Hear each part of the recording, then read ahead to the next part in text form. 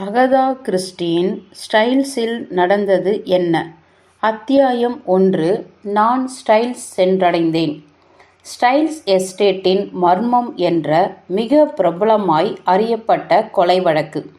அது நடந்த சமயத்தில் பொதுமக்களிடையே தீவிரமான பரபரப்பையும் விறுவிறுப்பையும் உண்டு பண்ணியிருந்தது.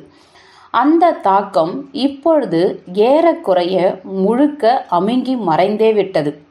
இப்படி ஒரு வழக்கை இனி வரலாறு சந்திக்காது என்ற அளவுக்கு உலகளவிய அளவில் விதவிதமான வாத பிரதிவாதங்களுக்கு இவ்வழக்கு களம் அமைத்து தந்ததை கருத்தில் கொண்டு துப்பறியும் நிபுணரும் என் ஆத்ம நண்பனுமான ஹெர்குல் போய்ரே மற்றும் ஸ்டைல்ஸ் எஸ்டேட் குடும்பத்தினர் உட்பட இரு தரப்பினராலும் வழக்கின் முழு விவரத்தையும் பதியும்படி அறிவுறுத்தப்பட்டேன். இது ஒன்றுதான் வழக்கு குறித்து இன்றும் விதவிதமாய் உலவிக் கொண்டிருக்கும் அனைத்து வதந்திகளையும் மூட்டை கட்டும் என்பது எங்களது நம்பிக்கை. எனவே இவ்வழக்கோடு என்னை எந்தெந்த சந்தர்ப்பங்கள் இணைத்து முடிச்சு போட்டு வைத்தன என்பதை முதலில் நேயர்களுக்கு விளக்கிவிடுகிறேன். நான் பணியாற்றி வந்த இராணுவ மருத்துவமனையில் தொடர்ந்து வேலை செய்ய முடியாத அளவுக்கு எனக்கு உடலில் தளர்ச்சி உண்டானது. காரணம் தெரியவில்லை. எனவே மருத்துவ விடுப்பு கேட்டு பெற்றுக்கொண்டேன். ஓய்வெடுத்தால் எல்லாம் சரியாகிவிடும் என நம்பினேன்.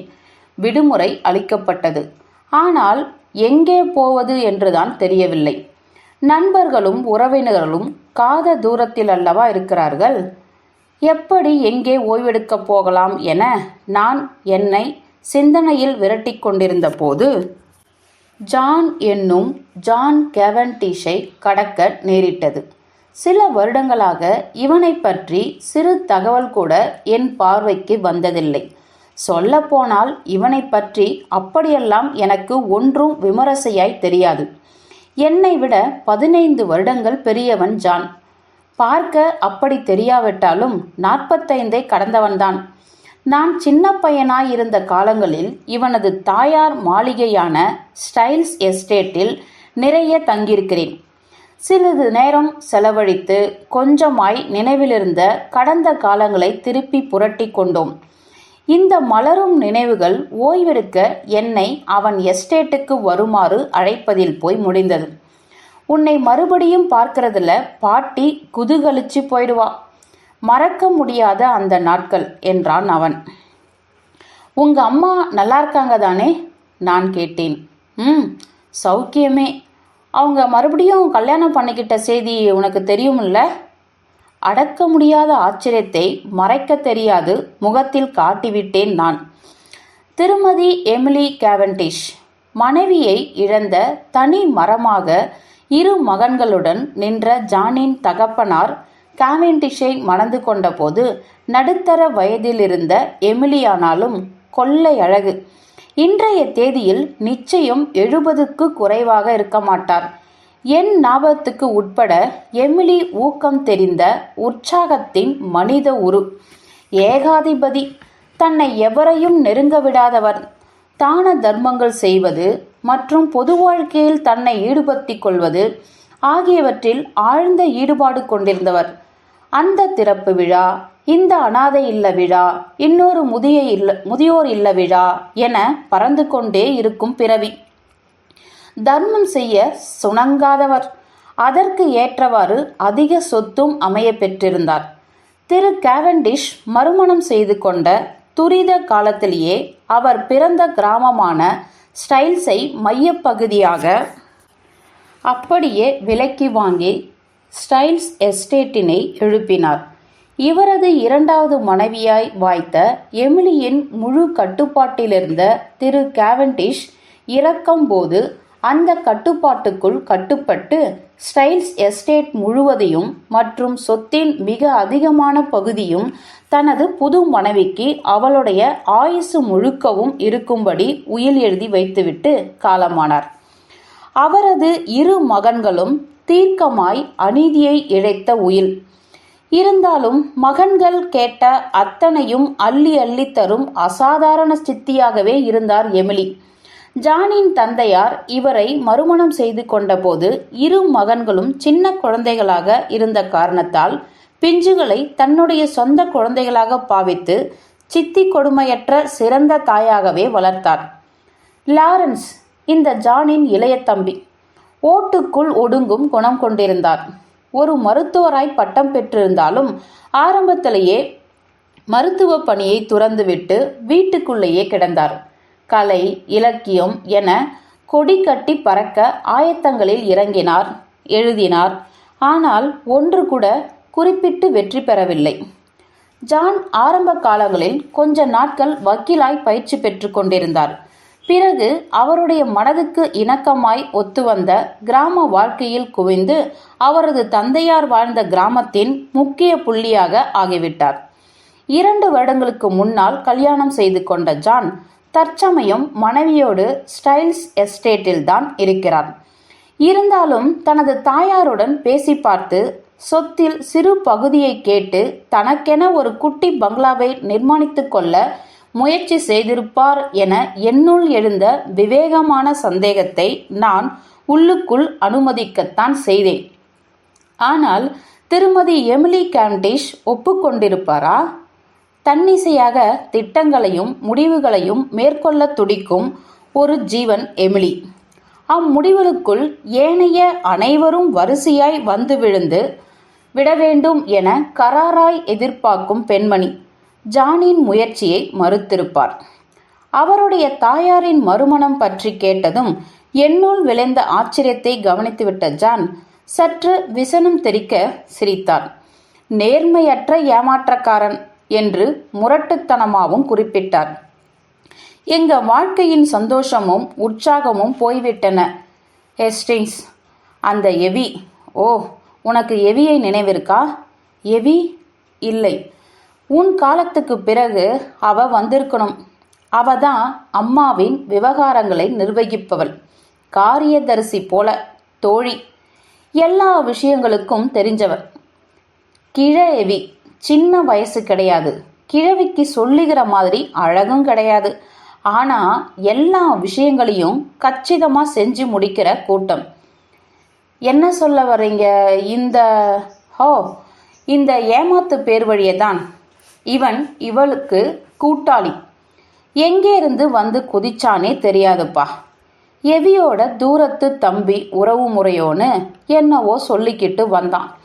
ஆரம்பத்தில் இப்படி அவன் சொன்ன உறவு முறையை எவி கூட ஆமோதிச்சு ஏற்றுக்கிட்ட மாதிரி தெரியல.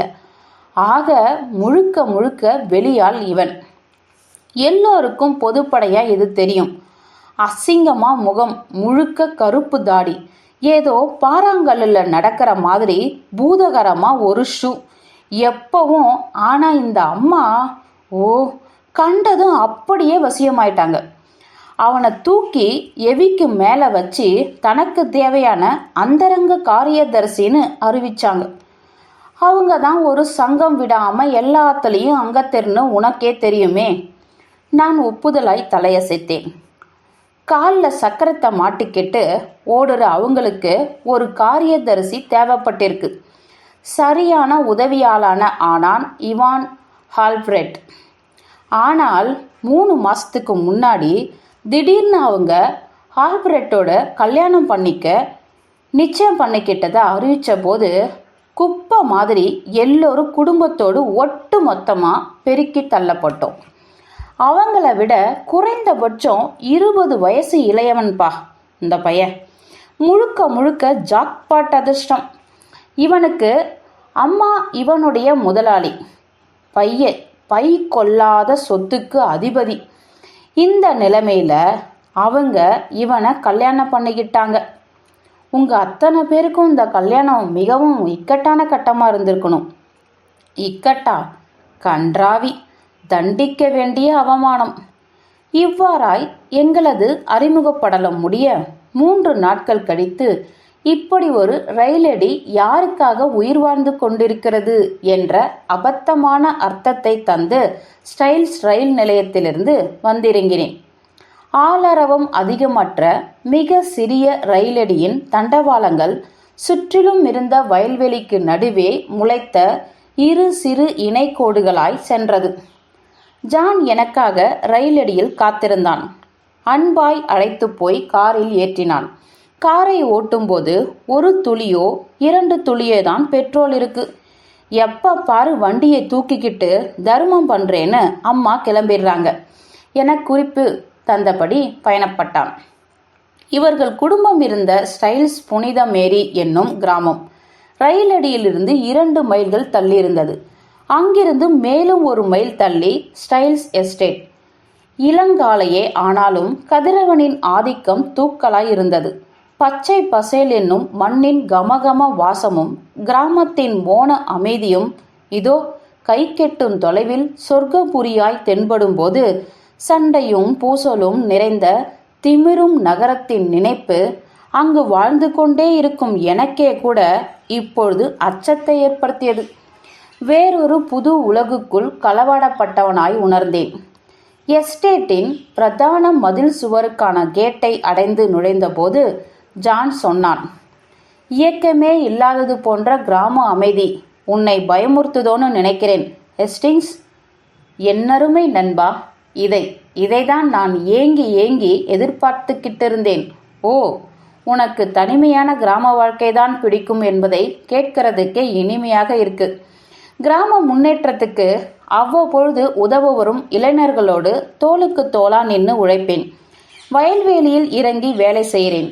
என் மனைவி கூட நாள் தவறாது நிலத்துல உழைக்கிறா. காலையில் 5 மணிக்கு பால்காரனோடு எழுந்துருவா. அதே தெம்பு குறையாம மதிய உணவு இடைவேளி வரைக்கும் சுழலுவா. இதையெல்லாம் அனுபவிக்கிறதுக்கு இணையான சுக அனுபவம் வேற கிடையாது, அந்த ஹால்பிரேட் பயலோட ஞாபகம் வராத வரைக்கும். அப்போது சட்டென வண்டியின் வேகத்தை தணித்த ஜான் தனது கை கடிகாரத்தை ஒரு முறை பார்த்து கொண்டார். ஹோ, சிந்தியாவையும் அழைத்துக்கிட்டு வந்திருக்கலாமோ? நேரம் இருந்திருக்குமா? அவ மருத்துவமனையை விட்டு கிளம்பியிருப்பா என தனக்குத்தானே கேட்டு பதிலும் சொல்லி கொண்டார். சிந்தியா? அவங்களா உன் மனைவி? இல்லை, அம்மாவுடைய பள்ளி தோழி ஒருத்தி.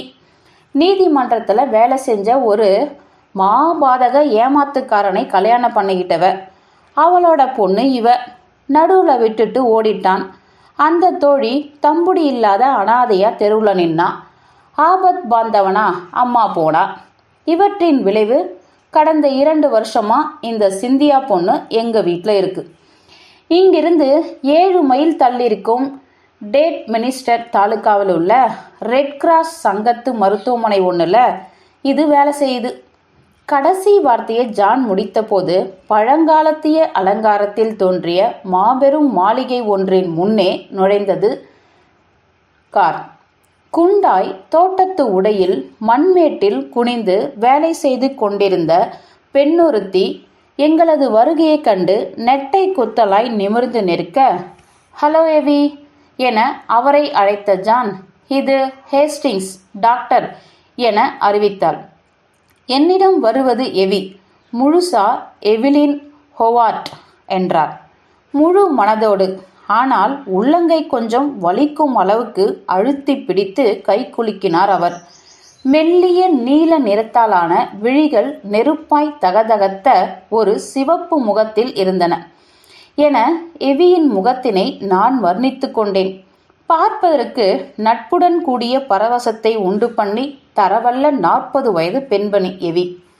ஆழ்ந்த தடித்த ஏறத்தாழ ஆணின் தொனி உள்ள குரல், பெரிய உடம்பு, அதனை தாங்கவல்ல பரந்த கால்கள், அவற்றில் முட்டி வரை பிளாஸ்டிக் உரை கொண்ட காலணி.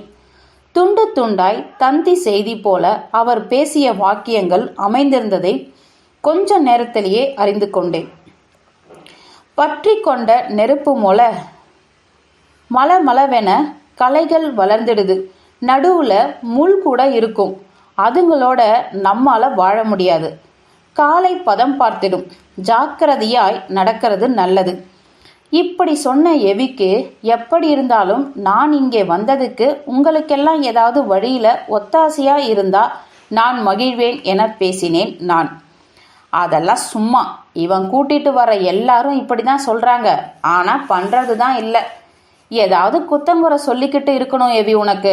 சிடுமூஞ்சி எவி, சரி சொல்லு, இன்னைக்கு காஃபி எங்க? உள்ளையா வெளியா?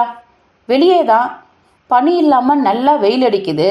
இது அதிசயம். உள்ளேயே முடங்கி கிடக்கிறதா? இதுலையும் குறையா என்றான் ஜான். நீயும் கூட வா, நீ நிறைய தோட்ட வேலை செஞ்சாச்சு, வந்து இளைப்பாறுவாயாக என சிரித்தார். அதுவும் சரிதான் என்றபடி தனது தோட்ட வேலைக்கான கையுறையை கழற்றினார். நீ சொல்றதுலேயும் அர்த்தம் இருக்கு. ஒரு பெரிய அத்திமர நிழலில் தேநீர் பரிமாறப்பட்டு கொண்டிருந்த பகுதிக்கு என்னை இருவரும் அழைத்து போயினர். அங்கிருந்த ஒரு கூடை நாற்காலியிலிருந்து எழுந்திருந்த ஒரு பெண்மணி எங்களை நெருங்கி வந்தார்.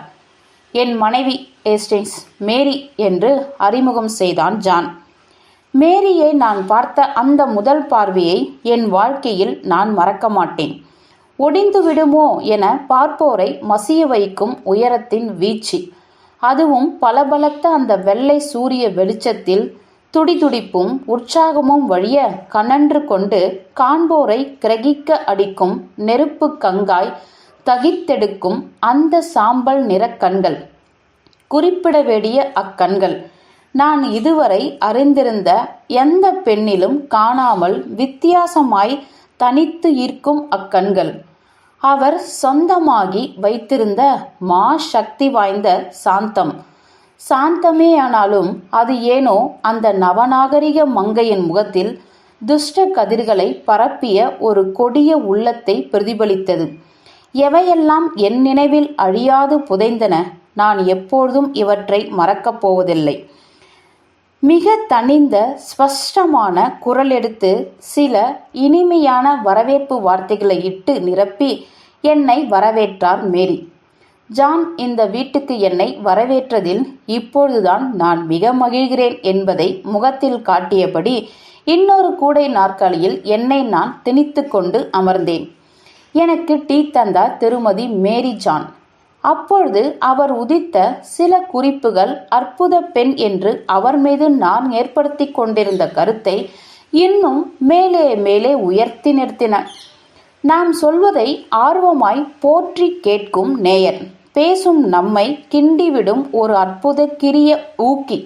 எனவே நான் வாழ்ந்த சிறு பிராய வாழ்க்கை முதல் பலவற்றை ஆசியம் கலந்து விட்டு கொண்டே இருந்தேன்.